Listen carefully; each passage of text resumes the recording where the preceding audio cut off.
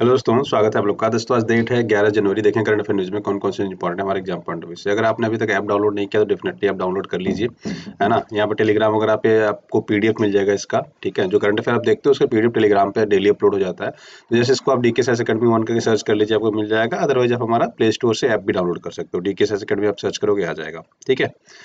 चलो, तो आप सबसे पहले न्यूज़ की बात करेंगे हम सियांग अपर बहुउद्देशीय परियोजना के बारे में। तो ये है क्या, सबसे पहले तो ये समझते हैं। और इंडिया के लिए बड़ा कंसर्निंग भी है और ठीक भी है। कुछ मामलों में ठीक है, कुछ मामलों में खराब भी है। कैसे, हम उसको एक बार डिस्कस करूंगा आपसे, ठीक है।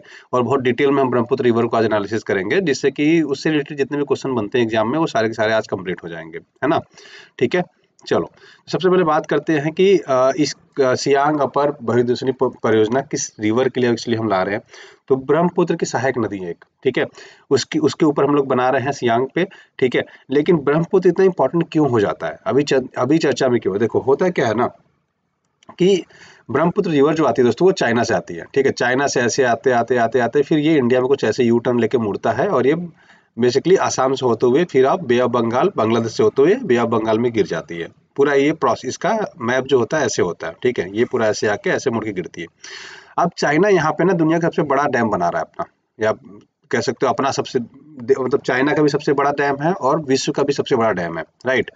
तो जब डैम बनते हैं ना तो पानी रुक जाता है। जैसे नेचर की अगर मैं बात करूँ, नेचुरली पानी फ्लो होता तो ये शायद इतनी ही दूर में पानी बह रहा होता, ठीक है। ये ऐसे आराम से नदी के रूप में बहता रहता और आगे चलता जाता है। लेकिन अगर हमने ये डैम बनाया तो क्या किया, हमने पानी को रोका। अब जब पानी को आप रोकते हो तो ये पूरी एरिया में देखो कितनी दूर तक फैल गया ना, झील के रूप में कन्वर्ट हो गया यहाँ पे, राइट।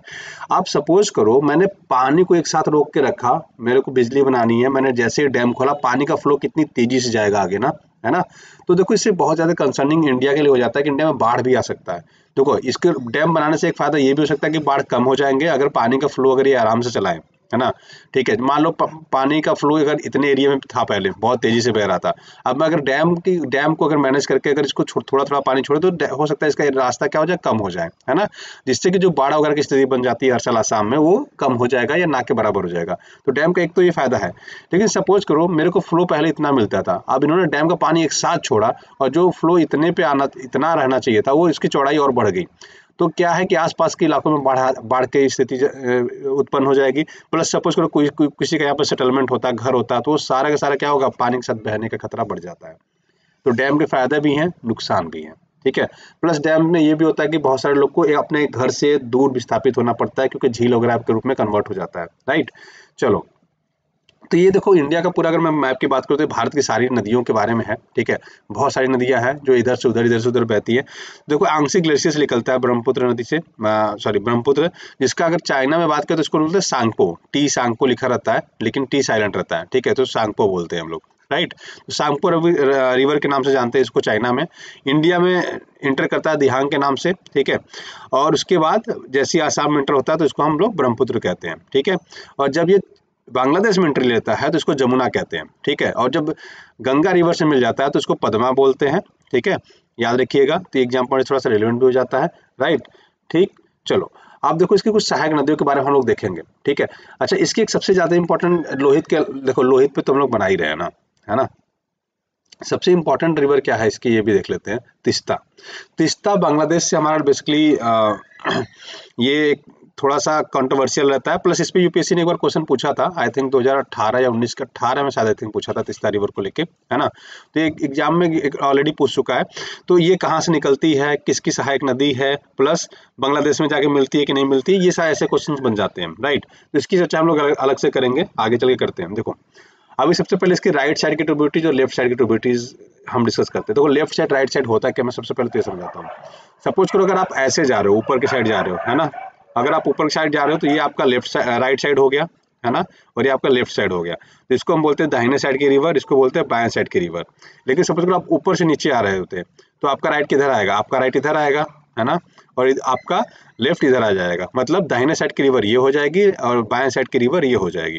तो देखो ये रिवर कैसे आ रही है, ये रिवर ऊपर से तो आ रही है ऐसे, है ना।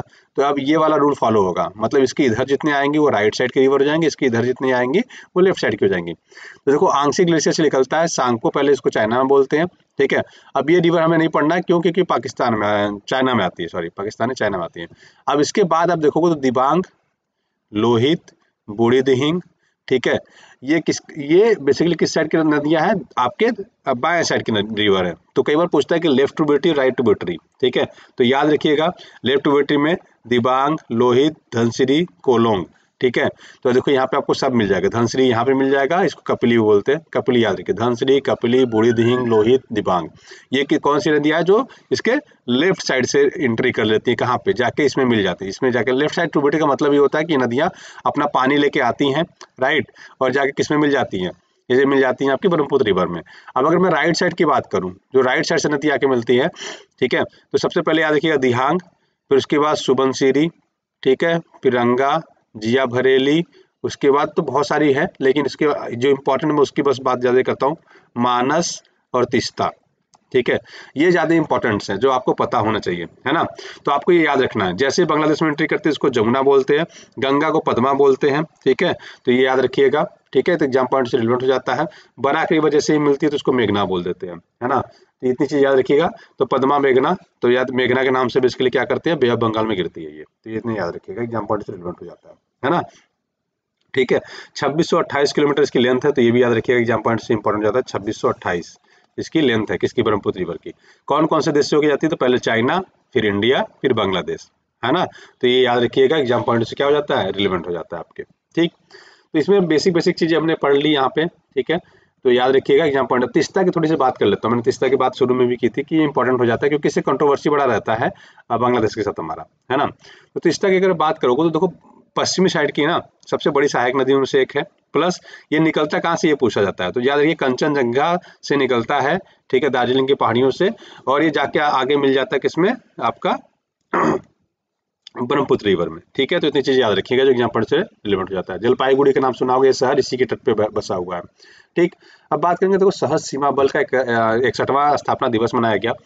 तो मैं आपको कुछ चीजें बताता हूँ, आपने नाम सुना होगा, आप लोग बहुत सारे लोग फॉर्म भी भरते होंगे, लेकिन उसका रीजन और मतलब बहुत लोग को नहीं पता होगा, है ना। आप 10th 12th के बाद क्या करते हैं, एग्जाम भरते हैं, जनरली 12th के बाद भरते हैं, सीआईएसएफ वगैरह का, बीएसएफ का, डिफेंस की जितनी भी पोस्ट आती है भरते तो हैं, लेकिन इसकी पोस्टिंग कहाँ होती है, क्या होती है, जनरली हमको नहीं पता होता है, ठीक है। तो इसका जो सिलीगुड़ी में बेसिकली इसका स्थापना दिवस मनाया गया, तो इसलिए थोड़ी चर्चा में। तो सिलीगुड़ी देखो ये नेक कॉरिडोर है ना, लगभग ये 61 किलोमीटर का ये लेंथ है, जो इसको चिकन नेक के नाम से भी हम लोग जाते हैं सिलीगुड़ी कॉरिडोर के।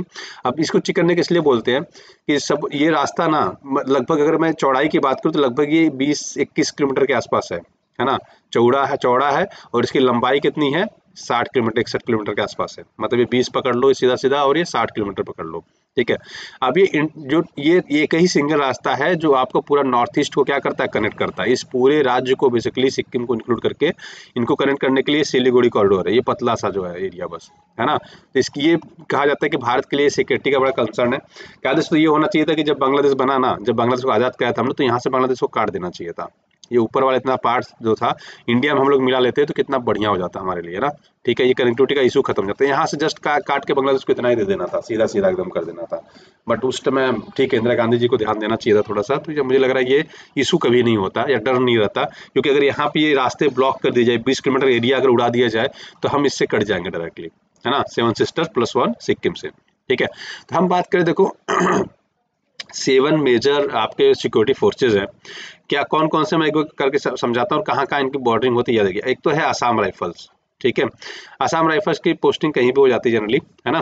तो और जनरली आप इसको देखो तो आसाम वाले एरिया में भी रहता है, बट इनको कहीं भी कर देते हैं लोग, ठीक है, आसाम राइफल्स को।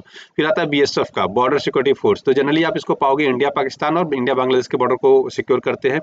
सीआईएसएफ को देखोगे तो आप जैसे एयरपोर्ट वगैरह जाओगे तो आपको सीआईएसएफ के ही लोग मिलेंगे, है ना। तो ये जनरली इंडस्ट्रीज में और पीएसयूज वगैरह के लिए बेसिकली सिक्योरिटी प्रोवाइड कराते हैं, ठीक है। गवर्नमेंट पीएसयूज मतलब जैसे बीएचईएल का नाम सुना होगा, एनटीपीसी का नाम सुना होगा, तो उसमें ये लोग सिक्योरिटी, इनकी सिक्योरिटी ही रहती है उसमें।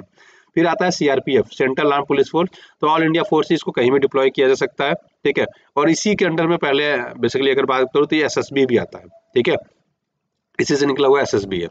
उसके बाद करेंगे आईटीबीपी की, या ठीक है आईटीबीएफ हो गया पे, आईटीबीपी, ठीक है।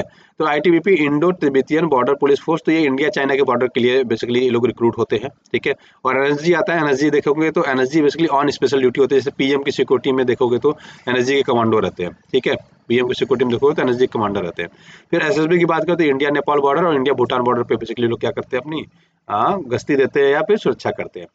तो ये बेसिकली देखोगे तो आप कभी फॉर्म भरोगे ना, तो आप एसएसबी का फॉर्म भरते हो, अलग से अलग उसका एग्जाम होता है, ठीक। आईटीबीपी का भरते हो, सीआरपीएफ का भरते हो, सीआईएसएफ का भरते हो, बीएसएफ का भरते हो, ठीक है, असम राइफल्स का भरते हो। तो ये सब जब पोस्ट निकलती है तो आप डायरेक्टली भर तो देते हो, लेकिन आपको पता नहीं होता कि पोस्टिंग कहाँ इसकी होती है, क्या होती है, बस आप एज ए जॉब के लिए भर देते हो। यानी लोग सीआईएसएफ भरते हैं क्योंकि ये मतलब इंग्लैंड इंडिया के अंदर रहता है। इंग्लैंड इंडिया का मतलब बेसिकली है कि ये इंडिया के अंदरूनी भागों में आप सिक्योरिटी देते हो, अदर देन कि आप इसके बॉर्डर पे जाके जॉब कर रहे हो, है ना। क्योंकि वो इंडस्ट्री वगैरह के लिए बेसिकली फोर्सेस बनाई गई है, तो इंडस्ट्री वगैरह जहाँ पे रहेंगे वहाँ पे आप जॉब करोगे। जैसे आपकी दिल्ली में जॉब लग सकती है, वहाँ पे आपके, है ना, एयरपोर्ट वगैरह पे आपकी जॉब हो सकती है, राइट। तो ये बेसिकली इसके लिए होता है। तो इतनी चीज़ याद रखें जो एग्जाम पॉइंट से रिलेवेंट हो जाता है, ठीक। अब बात करेंगे देखो H1B वीजा के बारे में।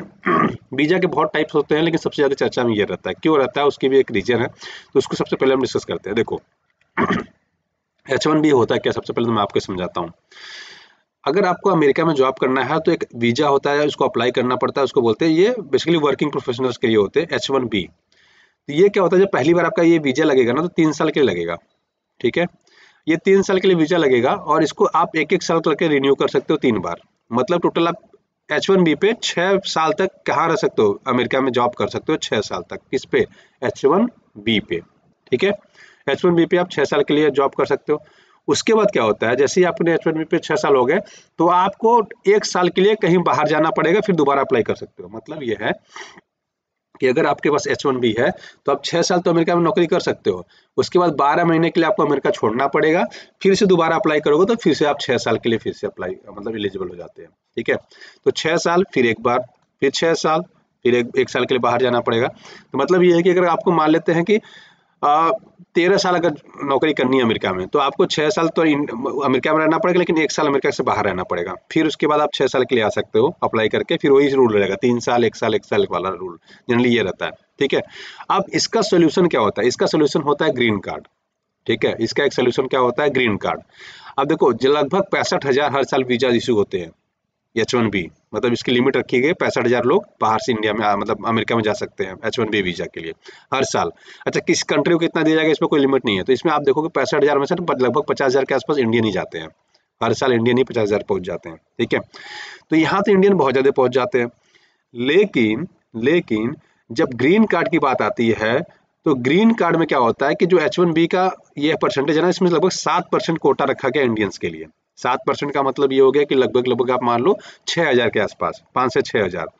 तो 6,000 लोगों को ही ग्रीन कार्ड मिल पाएगा, उससे ज़्यादा नहीं मिलेगा। आप सपोज करो इंडिया से लोग आ रहे हैं 50,000 और 6,000 लोग को ग्रीन कार्ड मिल जाए। ग्रीन कार्ड का मतलब होता है परमानेंट रेजिडेंस मिल जाएगा आपको। परमानेंट रेजिडेंस का मतलब आप जब तक चाहो तब तक वहाँ पे काम कर सकते हो। ऐसा आने जाने वाला झंझट खत्म हो गया कि 6 साल रह लिए तो फिर 1 साल बाहर जाके रह के आओ, फिर 6 साल रह लिए तो फिर 1 साल बाहर जाके आओ, वो वाला क्राइटेरिया खत्म हो जाता है किसमें, ग्रीन कार्ड में। तो अभी हमने क्या समझा, H1B में तो आपको 6 साल रहना पड़ेगा मैक्सिमम, उसके बाद आपको 1 साल बाहर जाना पड़ेगा। लेकिन अगर आपको ग्रीन कार्ड मिल गया तो ग्रीन कार्ड मतलब परमानेंट रेजिडेंस हो गया, मतलब निवास मिल जाएगा आपको, बेसिकली वहां पर रह सकते हो जब तक चाहो तब तक, ठीक है। क्लियर हुआ। उसके अलावा 20,000 वीजा और आते हैं। 20,000 वीजा किस लिए होता है कि अगर आप MBA करना चाह रहे हो, अपना मास्टर डिग्री करना चाह रहे हो, कोई और डिग्री करना चाह रहे हो, तो 20,000 बेसिकली अन्य को दिया जाता है, मतलब अमेरिका से बाहर के लोगों को मिलता है। तो ओवरऑल मैं बात करूँ तो साल में कितने लोग अमेरिका में जाके रह सकते हैं, 65,000 प्लस 20,000 जो डिग्री वगैरह लेना चाहते हैं। तो आप टोटल पाएंगे 85,000 लोग बेसिकली क्या कर सकते हैं, अमेरिका में जाके बस सकते हैं हर साल। ये ऑफिशियली मैं बता रहा हूँ, है ना। काम करने वाले लोग कितने आ सकते हैं, 65,000 और 20,000 ये, ठीक। इसके अलावा भी कुछ वीजा मिलती है, जैसे ओ श्रेणी का वीजा मिलता है। अब ये विज्ञान, कला, व्यवसाय, एथलेटिक्स में असाधारण क्षमता वाले को, विदेशी नागरिकों को दिया जाता है, ठीक है। H2A श्रेणी का वीजा होता है, ये अस्थायी कृषि श्रमिक होते हैं, मतलब कृषि एग्रीकल्चर काम के लिए आप जा रहे हैं तो इसको H2A बोलते हैं, ठीक है। H2B वीजा होता है, तो बेसिकली क्या होता है कि इसमें इससे कुछ सेवा देने चले गए, श्रम करने वाले अस्थायी कर्मचारी होते हैं, उनको दिया जाता है। फिर B2 वीजा होता है, जो आपको बेसिकली पर्यटन वगैरह के लिए, जैसे आप घूमने अगर अमेरिका जाएंगे तो आपको B2 वीजा लगेगा। कौन सा वीजा लगेगा, ये H1B वीजा है, और ये B2 वीजा लगता है कि अगर आप छुट्टी मनाने गए हो, है ना, या फिर विजिट करने गए हो, राइट, या फिर घूमने गए हो, टूरिज्म करने गए हो, तो B2 वीजा आपका लगेगा। एक होता है V श्रेणी का वीजा। V श्रेणी का वीजा बेसिकली क्या होता है, यह अस्थायी निवासी के लिए होता है। जैसे आप सपोज करो ग्रीन कार्ड आपको मिल गया, है ना। अब आप ग्रीन कार्ड पे चले गए, ग्रीन कार्ड पे रह रहे हो, तो आपके वाइफ को, आपके बच्चों के लिए बेसिकली क्या हो जाएगा, ये V श्रेणी का वीजा इशू हो जाएगा, जिससे कि वो भी आपके साथ में रह सकते हैं। तो आशा करता हूँ कि अभी आपको लगभग लगभग सारी चीज़ें इसकी क्लियर हो गई होंगी, है ना। ठीक है, ठीक है, चलो आगे बढ़ते हैं। तो बेसिक बेसिक याद रखिएगा। सबसे पहले होता है H1B। H1B से अगर आप शिफ्ट करना चाहोगे तो आपको ग्रीन कार्ड जिसको बोलते हैं, ठीक है, ग्रीन कार्ड लेंगे। इसके अलावा वाइफ के लिए बेसिकली, वाइफ और बच्चों के लिए VCD का वीजा इशू हो जाएगा उसके बाद, ठीक है, जो परमानेंट वहाँ पे आपके साथ रह सकती है, राइट। ठीक है, उसके अलावा ये 4 कैटेगरी का और होता है। OCD में बेसिकली कला विज्ञान वालों को दिया जाता है। 2ACD में अस्थायी कृषक को दिया जाता है। B में बेसिकली कुछ सेवाएं दे रहे हैं अस्थायी या मौसमी प्रकृति रिलेटेड कुछ भी करने जा रहे हो। और B2 याद रखिएगा, B2 आपको लगेगा कब, जब आप घूमने जाएंगे वहाँ पे, ठीक है। तो इतनी चीजें आपको याद रखनी है। जेड मोर टनल की बात करेंगे तो जेड मोर टनल फिर से चर्चा में, इसका उद्घाटन होने वाला है, ठीक है। ये 12 महीने चलता रहेगा, वरना होता क्या है कि मतलब जब अभी जैसे सीजन आ गया है ठंड का, तो यहाँ पे जब बर्फबारी होती है रास्ता बंद हो जाता है, लेकिन अब नहीं बंद होगा, ठीक है। तो याद रखेंगे। जेडमोर टनल की लंबाई की बात करें दोस्तों, ये 6.5 किलोमीटर का है। इसके आगे जोजिला टनल है, जेडमोर टनल यहाँ पे है। तो देखो जेडमोर यहाँ पे है, जोजिला यहाँ पे है, ठीक है। तो किसको किसको कनेक्ट करता है, कितनी दूरी है, कितने किलोमीटर का, जैसे जोजिला टनल 14 किलोमीटर के आसपास है, ये 6.5 के आसपास है, राइट। तो उसको एक बार मैप में हम लोग क्लियर देख लेते हैं कैसे है, ठीक है ना।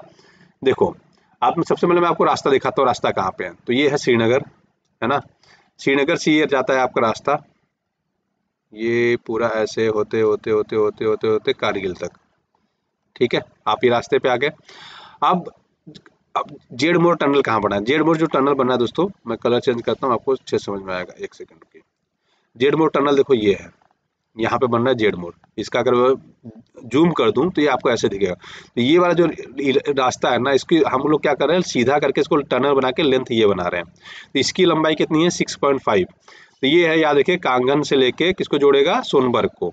सोनमर्ग को जोड़ेगा, यहाँ से सोनमर्ग और कानगर को जोड़ेगा। तो आपसे क्वेश्चन क्या बनेगा कि जेडमोर टनल सबसे पहले तो कहाँ पे है, फिर इसकी लंबाई कहाँ पे है, कितनी है, फिर किसको किसको जोड़ता है। तो कानगन को सोनमर्ग से जोड़ता है, ये याद रखेंगे, ठीक है। और अगर वैसे भी पूछ सकता है कि कारगिल से श्रीनगर के बीच में है, तो कारगिल यहाँ है, श्रीनगर के बीच में है, ठीक है। जैसे ही इसके जस्ट थोड़ा सा और आगे बढ़ेंगे ना, तो हमें मिलता है एक और जोजिला टनल। कौन सा टनल मिलता है, जोजिला। तो जोजिला टनल यहाँ पे है, ठीक है। अब ये भी देखो रास्ता बड़ा डेंजरस था, बंद हो जाता था बार बार, तो इन्होंने इसके बीच में साइड से टनल बना दिया, ये वाला, है ना, यहाँ पे टनल बनाया। अब टनल की बात करें तो याद रखिएगा, जोजिला पास भी यहीं पे है, बगल में ही, तो याद रखेंगे ये है, ठीक है। अब ये मीनामर्ग को किससे जोड़ता है, बलताल से जोड़ता है। तो ये क्वेश्चन बनता है किसको किसको जोड़ता है, ठीक है। तो याद रखेंगे बलताल को बलताल को मीनामर्ग से जोड़ता है, ठीक है। अब इसकी लंबाई कितना है, 14.15 किलोमीटर है, ये याद रखिए, एग्जाम पॉइंट से रिलेवेंट हो जाता है, ठीक है। चलो, तो आज की वीडियो में बस इतना रखते हैं दोस्तों। आशा करते हैं वीडियो पसंद आएगा। पसंद आया तो अपने दोस्तों को लाइक शेयर करना ना भूलिएगा। वीडियो देखने के लिए बहुत बहुत धन्यवाद आपका, दिल से। Thank you so much, have a great day.